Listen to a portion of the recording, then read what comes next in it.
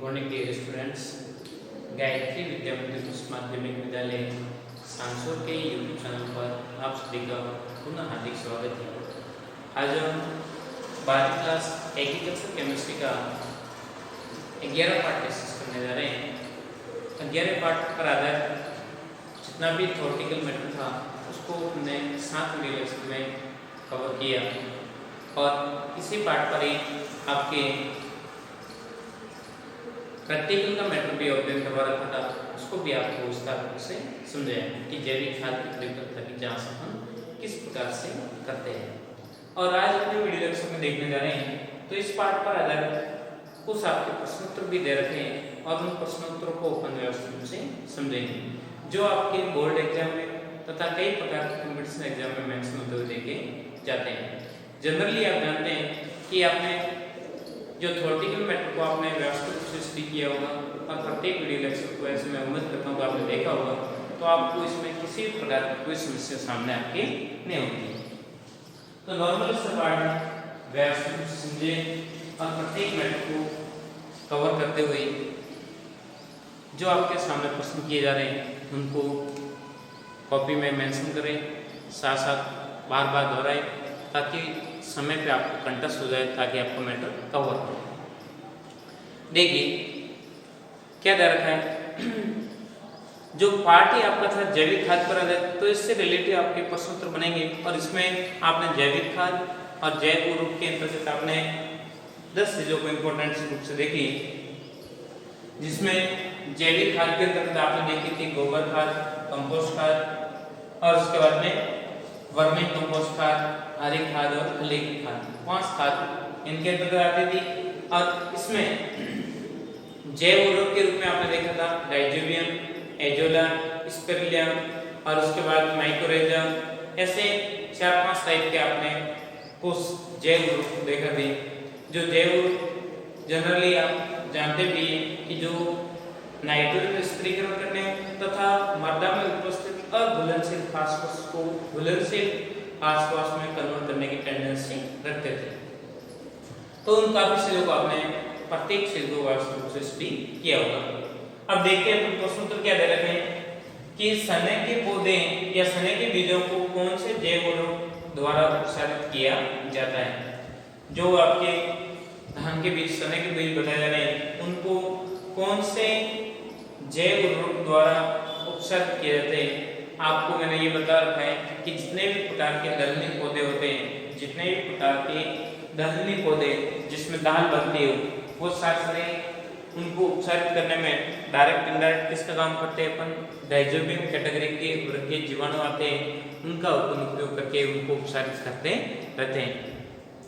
तो आपके पास दिमाग में रहेगी। तो आप जनरली आपके सामने ऑप्शंस पेश होते हैं कि सने के बीजों को उपचारित करने के लिए कौन से जैव उर्वरक को काम में लेते हैं। तो आपके सामने रखा है राइजोबियम, एजोबैक्टर, एजोला और एजोस्पेरिस। तो ये जनरली आप देखते हैं सारे क्या है,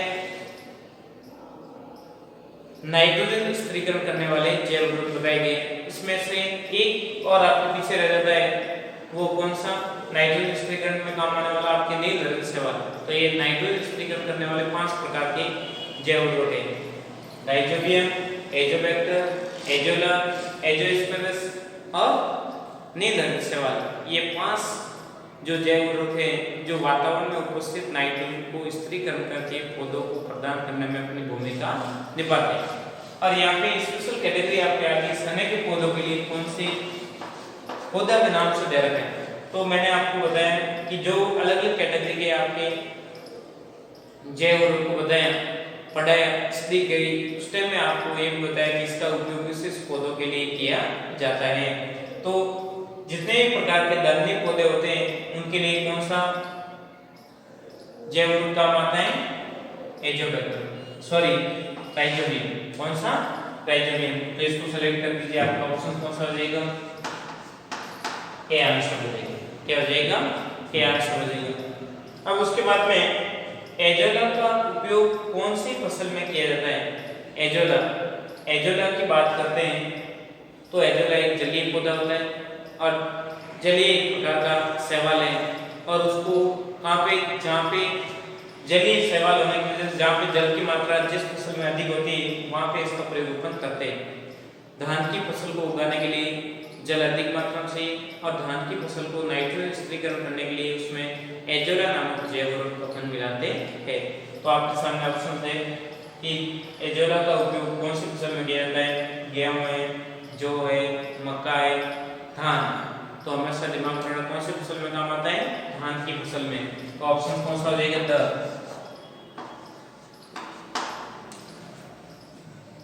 दिमाग बात रहेगी प्रत्येक प्रश्न को गहन दृष्टि से देखना और जो मैटर जिससे रिलेटेड उसके अकॉर्डिंग आप मैटर को कवर करके आप बता सकते हैं कि उसको अपने उस पार्ट में पढ़ा था। और एजोला की पूरी आप हिस्ट्री दिमाग में होने से एजोला संक्षेप में शॉर्ट में मैटर आपको याद होना चाहिए। जलीय पौधा है, इसमें नाइट्रोजन स्थिरीकरण करने का अलग ही प्रोसेस है। तो काफी चीजों को आपने देखा भी होगा।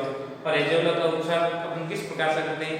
या तो बीज उपचार विधि भी अपना सकते हैं, पौधा उपचार विधि भी अपना सकते हैं, मृदा उपचार भी कर सकते हैं। अलग अलग कंडीशन 4-5 मेथड आपने देखे थे, उसके अकॉर्डिंग उपचार करके इसका प्रयोग अपन करते रहते हैं। ज्यादातर धान को अपन बीज उपचार, मृदा उपचार या पौधा उपचार के अकॉर्डिंग अपन एजोला का प्रयोग करते हुए देखे जाते हैं। अगला प्रश्न आपके दे रखा है, जैविक खाद भूमि की कौन सी अवस्था पर प्रभाव दर्शाती हुई देखी जाती है? जैविक खाद भूमि की कौन सी अवस्था को सुधारीकरण करने में भूमिका निभाती है? तो आप जानते हैं कि जैविक खाद डायरेक्ट इनडायरेक्ट सभी प्रकार की भूमि के फैक्टर को इफेक्टेड करने में मुख्य भूमिका निभाने का कारक है। जैविक खाद का प्रयोग करने से भूमि की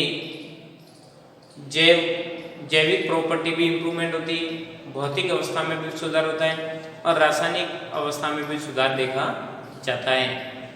भौतिक अवस्था, जैविक अवस्था एवं रासायनिक अवस्था तीनों अवस्था में सुधारीकरण का प्रोसेस देखा जाता है। ऐसे नहीं जैविक खाद नाम आते ओनली फॉर जैविक को आपने सेलेक्ट कर दिया और बाकी को सेलेक्ट किया ही नहीं, तो फिर आपका ऑप्शन गलत हो जाएगा। ध्यान दें, व्यवस्थित रूप से प्रश्न को इसलिए करना है, समझना है। और यहाँ पे दे रखा है जैविक खाद भूमि की कौन सी अवस्था को इफेक्टेड करने का काम करती है? तो जैविक अवस्था को, भौतिक अवस्था को या रासायनिक अवस्था को या सभी, तो सभी प्रकार के फैक्टर डायरेक्ट इनडायरेक्ट जैविक खाद आप प्रयोग करोगे तो मृदा के सभी फैक्टर इफेक्टेड होते हुए देखे जाते हैं, जिसको अपने एक चार्ट के माध्यम से आपके सामने पेश भी करके बताया भी था। फर्स्ट या सेकंड वीडियो लेक्चर में आपने देखा भी था कि जैविक खाद के प्रयोग करने से मृदा में गुरुत्वाकर्षण आती है, मृदा में जल धारण करने की क्षमता बढ़ती है, मृदा की पीएच इफेक्टेड होती है। कई प्रकार के फैक्टर होते हैं जो डायरेक्ट इनडायरेक्ट मृदा की जैविक खाद का प्रयोग करने से उसको क्या होते हैं, इंप्रूवमेंट होते हुए देखे जाते हैं। तो उपयुक्त सभी प्रकार की जो कंडीशन है वो जैविक खाद से क्या होती है, इफेक्ट होती है। तो ऑप्शन कौन सा सही हो जाएगा? द। अगला प्रश्न, फास्फेट विलेय बैक्टीरिया कौन कौन से हैं? फास्फेट विलेय बैक्टीरिया कौन कौन से जो डायरेक्ट इनडायरेक्ट फास्फोरस को विलेयकरण करने में मुख्य भूमिका निभाने का कार्य करते हैं? तो आप जनरली देखते हैं कि फास्फोरस विलेय बैक्टीरिया में आप बात करें तो फास्फोरस विलेय बैक्टीरिया मतलब ऐसे कई प्रकार के जैव उर्वरक होते हैं जो डायरेक्ट इनडायरेक्ट मृदा में उपस्थित अघुलनशील फास्फोरस को घुलनशील में कन्वर्ट करने में अपनी भूमिका निभाते हैं, जिसमें आपके उर्वरक दे रखे होते हैं, आपने पढ़े भी और आपको याद भी होगा। माइक्रोरेजा, एक तो माइक्रोरेजा कैटेगरी का उर्वरक होता है, कवक होता है, वो फास्फोरस को घुलनशील फास्फोरस को घुलनशील करने में काम करता है। उसके बाद में आप देखते हैं अलग अलग प्रकार की माइक्रोरेजा की प्रजाति हैं और बैसिलस कूलर आर्बिस माइक्रोरेजा विशेष करके इसका प्रयोग अपन करते रहते हैं, देखे जाते हैं। तो विशेष कंडीशन में अपन जनरली बात करें तो फास्फोरस को घुलनशील करने में, विलय करने में आपके माइक्रोरेजा प्रजाति का काम में किया जाता है। तो आपको ऑप्शन सेलेक्ट करना है कि कौन सी प्रजाति काम में आती है। तो राइजोबियम, एजोबैक्टर, सोडोमोनास, इनमें से कोई नहीं। तो आप जनरली जानते हैं राइजोबियम में एजोबैक्टर ये क्या नाइट्रोजन स्थिरीकरण करने वाले पार्टिकल बताए गए, जबकि सुडोमोनास एक प्रकार का शैवाल है जो डायरेक्ट इनडायरेक्ट आपके नील शैवाल के रूप में जैसे था वैसे ये भी नाइट्रोजन स्थिरीकरण करने में काम आने वाला एक प्रजाति बताई गई है। कौन सी? नाइट्रोजन स्थिरीकरण करने में अपनी भूमिका निभाने वाला एक प्रकार का विशेष प्रकार का क्या है, जीवाणु है। तो आपके ऑप्शन कौन सा सेलेक्ट हो जाएगा? तो फास्फेट विले बैक्टीरिया है, तो इनमें से कोई नहीं। ऑप्शन कौन सा हो जाएगा?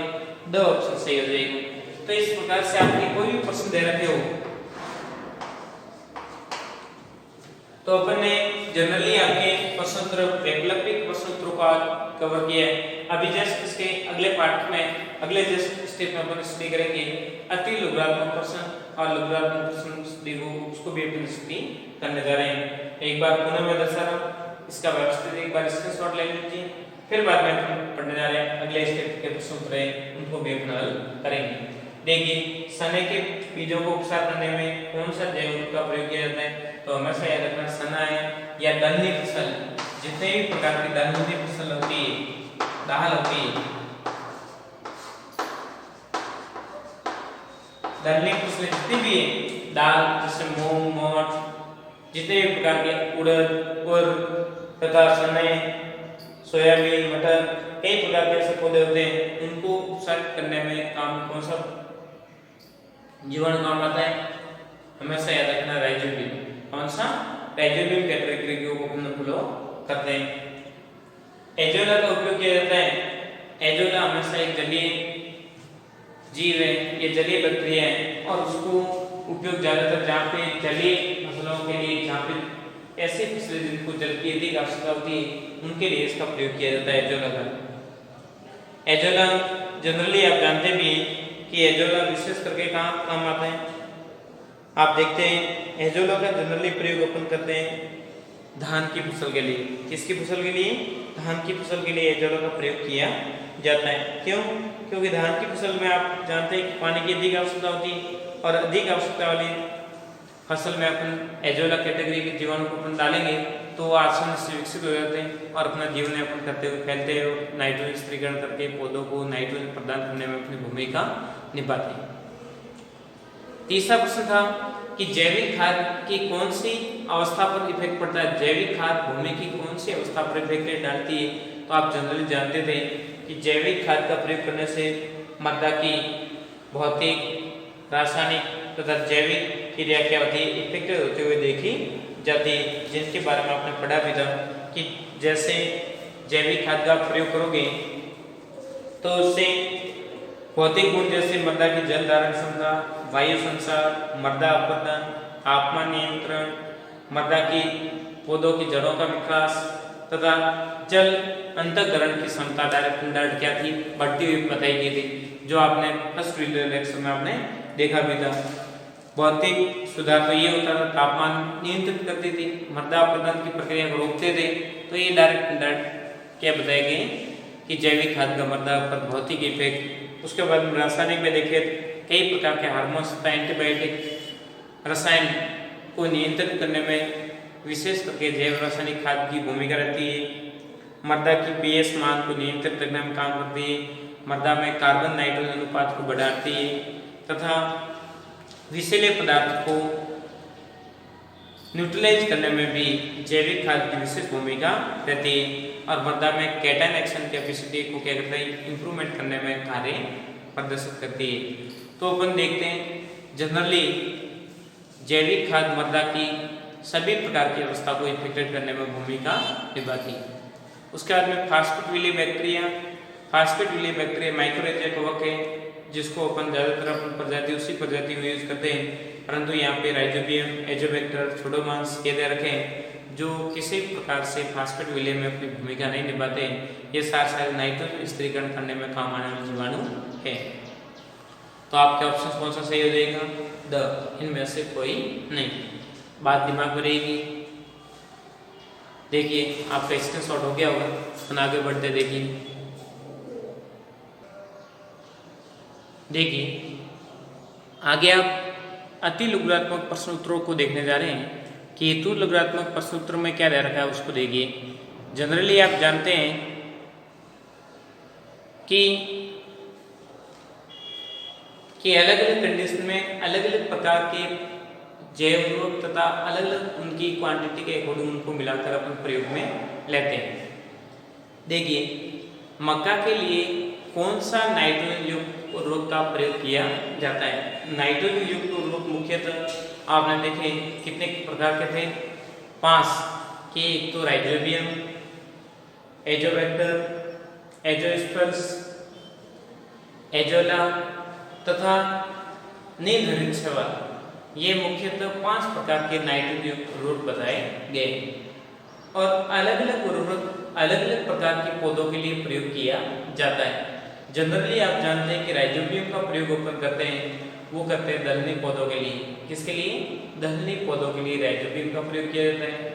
और मक्का है, जौ है, बाजरा है, ऐसे अनाज के पौधे होते हैं, मोटे अनाज के पौधे, उनके लिए एजोबैक्टर का प्रयोग करते हैं। और नीलहरित शैवाल तथा एजोला, इनका प्रयोग अपन जनरली धान की फसल के लिए करते हैं। किसके लिए? धान की फसल के लिए करते हैं। तो अलग अलग कंडीशन में अलग अलग रूप मिलाए जाते हैं, उसके अनुसार पौधों की क्वांटिटी के अकॉर्डिंग वो ध्यान में रखते हुए आप आंसर को मेंशन कर सकते हैं। तो आपका प्रश्न दे रखा था कि मक्के के लिए कौन सा नाइट्रोजन युक्त उर्वरक मिलाया जाता है, प्रयोग किया जाता है? तो एजोबैक्टर। दिमाग बात रहेगी। धान के खेत में एजोला की कितनी क्वांटिटी मिलानी चाहिए, कितनी क्वांटिटी मिलाना उचित बताया गया? तो आपको ये ध्यान है कि धान की खेती आप कर रहे हैं तो वहाँ पे एजोला 40 से 50 किलोग्राम प्रति हेक्टर भूमि पे मिलाना उचित बताया गया है। 40 से 50 किलो 40 से 50 किलो प्रति हेक्टर भूमि पे एजोला में मिलाया ताकि मृदा में नाइट्रोजन स्थिरीकरण की प्रक्रिया इंप्रूवमेंट हो सके। अगला प्रश्न आपके दे रखा है, जैविक खाद मृदा की संरचना में कैसे सुधार करती है? तो आपने अभी 2 मिनट पहले देखा कि जैविक खाद मृदा की भौतिक, रासायनिक तथा जैविक अवस्था को डायरेक्ट इनडायरेक्ट सुधारीकरण करने में काम मुख्य भूमिका निभाती है। तो आप आंसर को संक्षेप में मेंशन करना है। अतिरिक्त रूपात्मक सूत्र उसके अकॉर्डिंग आपको बताएंगे एग्जाम में अलग अलग टाइप के सूत्र बनते हैं, तो उसमें से एक टाइप आपके अतिरिक्त रूपात्मक हैं, तो उसमें आपके 1 वर्ड या संक्षेप में अंडर 10 वर्ड के अंदर आंसर आपको मेंशन करना होता है। अगला प्रश्न, वर्मिंग कंपोस्ट खाद बनाने में कौन सी केचुआ प्रजातियों का प्रयोग किया जाता है? ज्यादातर वर्मिंग कंपोस्ट खाद बनाने में कौन सी प्रकार की केचुआ प्रजाति काम में आती है? तो क्या बताओगे? आइसेनिया हाइटिडा नामक की केचुआ की प्रजाति जो डायरेक्ट इनडायरेक्ट विशेष करके प्रयोग में ली जाती है। 5वां प्रश्न दे रखा है, खाद की परिभाषा क्या है? खाद क्या होती है? जनरली अपन जानते हैं कि जैविक खाद की बात कर रहे हैं और ऐसी खाद जो जीव जंतु पेड़ पौधों से प्राप्त होती है, और जीव जंतु पेड़ पौधों से प्राप्त होने वाली खाद क्या होती है? कार्बनिक खाद। तो अपन जनरली कह सकते हैं कि ऐसे कार्बनिक पदार्थ जो मृदा में मिलाए जाते हैं, जो पौधों के आवश्यक पोषक तत्व प्रदान करने में मुख्य भूमिका निभाते हैं तथा मृदा की डायरेक्ट इनडायरेक्ट उर्वरक क्षमता को बढ़ाने में भी अपनी विशेष भूमिका प्रदर्शित करने में कार्य करते हैं। तो दिमाग बात रहेगी। तो ये डायरेक्ट इनडायरेक्ट अलग अलग प्रकार के उर्वरकों को काम में लेते रहते हैं। तो ये हो जाएगा आपके अतिलुगात्मक प्रश्न उत्तर। आपने 2 टाइप के प्रश्न उत्तर को स्टडी किया है। अभी अपन तीसरे टाइप के कुछ प्रश्न उत्तर दे रखे हैं, उनके बारे में बात कर रहे हैं कि एक तो दे रखा है जैव उर्वरक के लाभ, माइक्रोराइजा क्या है, एजोला की उपयोग की विधि, वर्मिंग कल्चर, वर्मिंग कास्ट, जैविक खाद पर टिप्पणी तथा वर्मिंग कंपोस्ट के लाभ क्या क्या होते हैं, उसको अपन को संक्षेप में समझाना है। जो आपके लघुरात्मक सरणी जो आपके 2 नंबर के अंतर्गत प्रश्नों को मेंशन किए जाते हैं, तो इनको भी आप व्यवस्थित रूप से समझ सकते हैं। और प्रत्येक टाइप के जैसे जैव उर्वरक के लाभ बताइए, तो जैव उर्वरक के क्या लाभ है? मृदा की भौतिकता, रासायनिक कई प्रकार की प्रॉपर्टी में सुधारीकरण होता है, उर्वरक क्षमता बढ़ती है, पौधों के आवश्यक पोषक तत्वों की मात्रा बढ़ती है। तो जितने भी आप लिखे उतने क्या कम अपने 14 प्रकार के पॉइंटों को मेंशन किया था। माइक्रोराइजा एक प्रकार का जैव उर्वरक है जो कवक प्रजाति प्राणी है या कवक प्रजाति के जीवाणु बताए गए और इनका प्रयोग मृदा में उपस्थित अघुलनशील फास्फोरस को घुलनशील फास्फोरस में कन्वर्ट करने की प्रक्रिया दर्शाते हैं। ये मृदा के साथ तथा पौधों के साथ में सहजीवी संबंध को अपनाते हैं, जिससे पौधों से ये भोजन प्राप्त करते हैं और बदले में पौधों को घुलनशील फास्फोरस को प्रदान करके पौधों की वृद्धि को बढ़ाने में मुख्य भूमिका निभाते हैं। तो माइक्रोरेजिया के बारे में आपने 5वें वीडियो लेक्चर में 5छठे वीडियो लेक्चर में ऐसा देखा था कि उसके विस्तार रूप से समझाया भी था कि माइक्रोरेजिया क्या है। फिर आपके दे रखा है एजोला के उपयोग की विधि। एजोला का प्रयोग अपन किस प्रकार से करना चाहिए, क्या प्रोसेस होता है, तो उसके बारे में बात कर रहे हैं। तो एजोला को अपन खेत में रोपाई के पहले हरी खाद के रूप में काम में लिया जाता है। एजोला का प्रयोग कब करेंगे, रोपाई से पहले किया जाता है। जब आप खेत में रोपाई का कार्य शुरू करते हैं उससे पहले एजोला का प्रयोग कर लें और पूरे खेत में मृदा के साथ में इसको क्या करते हैं, मिला देते हैं। साथ में संवर्धन किया जाता है। प्रथम इसका प्रयोग उन क्षेत्रों में संभव है जहाँ पर रोपाई से पर्याप्त मात्रा में जल हो। मैंने पहले भी फर्स्ट कंडीशन बताई, एजोला नील सवाल विशेष करके जलीय युक्त क्षेत्रों में प्रयोग किए जाने वाले नाइट्रोजन युक्त उर्वरक बताए गए। जहाँ पे पर्याप्त मात्रा में जल होगा वहीं पे इसका प्रयोग किया जाता है और इसको खेतों में डाल के क्वारियाँ बना के इसको प्रयोग बताए जाते हैं। तो जल्दी बात दिमाग रहेगी। तो संक्षेप में आप सुनते हैं कि एजोला को कब प्रयोग करते हैं, क्या प्रोसेस। रोपाई से पहले क्वारियाँ बनाकर उसमें खेत में डाल देते हैं और फिर बाद में पानी मिलाएंगे ताकि एजोला धीरे धीरे विकसित हो जाएगा। फिर बाद में उसमें विभिन्न प्रकार के पौधों को बो के आप उसको नाइट्रोजन करने वाले पौधों की भूमिका निभा सकते हैं। उसके बाद में अगला प्रश्न पूछा गया है आपको कि वर्मिंग कल्चर क्या है। वर्मिंग कल्चर क्या है, क्या बताया गया है, वर्मिंग कल्चर क्या है। तो वर्मिंग कल्चर क्या है, तो आप जानते भी हैं वर्मिंग कंपोस्ट खाद से संबंधित पॉइंट था। फर्स्ट पॉइंट था कि वह प्रक्रिया या वह तकनीक जिसमें केंचुओं के रख रखाव तथा उनको पालन पोषण करने की प्रक्रिया को वर्मिंग कल्चर प्रोसेस कहते हैं। और वर्मिंग कास्ट केंचुओं द्वारा उत्सर्जित विभिन्न प्रकार की जो छोटी छोटी गोलियां होती है, क्या होती है, गोलियां होती है, पाचन तंत्र जो विभिन्न प्रकार के पदार्थों को मिट्टी को खाते रहते हैं और फिर बाद में छोटी छोटी गोलियां के रूप में खाद उत्सर्जित करते हैं और उन खाद को ही अपन क्या कहते हैं, वर्मिंग कास्ट के नाम से जाना जाता है। दिमाग बात रहेगी। फिर आप देखते हैं कि वर्मिंग कंपोस्ट खाद के क्या क्या लाभ है। तो डायरेक्ट 7 लाभ दे रखे थे। जो वर्मिंग कंपोस्ट खाद है वो गोबर खाद की तथा कंपोस्ट खाद की तुलना में बेटर बताएगी। इसका प्रयोग अपन करने से मृदा में जल धारण क्षमता बढ़ती है, मृदा की उर्वरक क्षमता में इम्प्रूवमेंट होता है, मृदा की ह्यूमरस क्षमता बढ़ती है, मृदा में खरपतवार तथा दीमक के प्रभाव को धीरे धीरे कम किया जा सकता है और विभिन्न प्रकार के पादप प्रतिकारक हार्मोन को इम्प्रूवमेंट करने में इसकी भूमिका रहती है।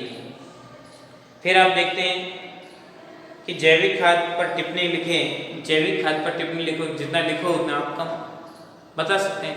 तो इस प्रकार के प्रश्नोत्तर दे रखे हैं। प्रत्येक प्रश्नोत्तर को व्यवस्थित से समझें, उनको हल करें और वीडियो लेक्चर को देखें। और इस पाठ का मैं आज आपको PDF सेंड करूँगा, उस पूरे PDF के अकॉर्डिंग आप प्रत्येक प्रश्नोत्तर को व्यवस्थित समझते हुए अपना मैटर को कवर करें। इस प्रकार से अपन पिछले भी सभी पाठ दे रखे हैं, अपने साथ स्टडी भी की है, परंतु प्रश्नोत्तर को उस पाठों में करवाएं और उसके नहीं करवाएं तो एक बार पुनः मैं जैसे ही अपना सिलेबस एक बार कवर हो जाएगा तो एक बार पुनः अपन पूरे पाठों को प्रश्नोत्तर को विस्तार रूप से स्टडी करते हुए समझाते रहेंगे। तो ये था आज का आपका वीडियो लेक्चर। व्यवस्थित रूप से समझें, जो भी मैटर आपको ऑब्टेन करवाया जा रहा है उसको समझें, ध्यानपूर्वक से अपना नोट्स बनाएं, किसी भी प्रकार का कन्फ्यूजन या डाउट हो डायरेक्ट समस्या का समाधान करें। इंपॉर्टेंट बात ये, गायत्री विद्या मंदिर यूट्यूब चैनल को आपने सब्सक्राइब नहीं किया, सब्सक्राइब करें, लाइक करें, ताकि अपलोड होने वाले नए वीडियो तथा नया नोटिफिकेशन आपको मिलता रहेगा, ताकि आपकी पढ़ाई कंटिन्यू बनी रहे, घर पे रहे, सुख से अपना काम करते रहे। थैंक यू, धन्यवाद, सो मच।